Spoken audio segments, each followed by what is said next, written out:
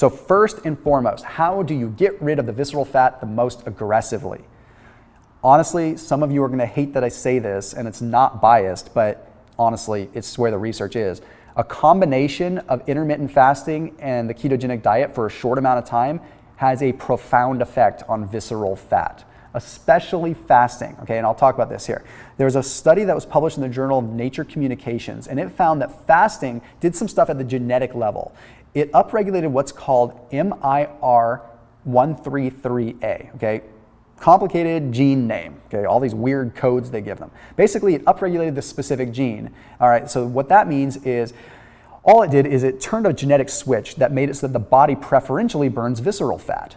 Like, that's really cool. Why? Because when you're fasting, you're stressed and you're in a time of stress. And the main goal of your body at that point is to fuel your vital organs. So what does it do? It goes to the fat that is closest to the organs. The visceral fat drains directly into the portal vein. When it drains into the portal vein, it goes directly to the liver to get turned into energy or to get distributed where it needs to get distributed. So that means when you're fasting, your body just wants to use that visceral fat. So that already is just where we want to be. But additionally, we have more cortisol receptors again. And I know I've talked about this a lot, but when you are fasting, you're stressed out, which actually means your cortisol levels go up, and they go up in surges. But when it goes up in a positive way, in absence of food, it actually triggers fat loss to occur via hormone-sensitive lipase at the source. So wherever there's the most metabolically active or cortisol active tissue, in this case, visceral fat.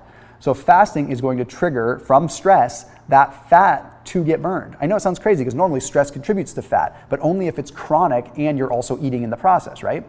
Now, keto comes into play because if you are keto while you are fasting or going into a fast and you're eating good quality fats, your body's going to be more efficient at mobilizing the fats in the first place. So then once you go into your fast, your body knows how to mobilize it, and it's going to expedite the visceral fat metabolism just much more. So you're going to rip through that visceral fat so much faster. Now,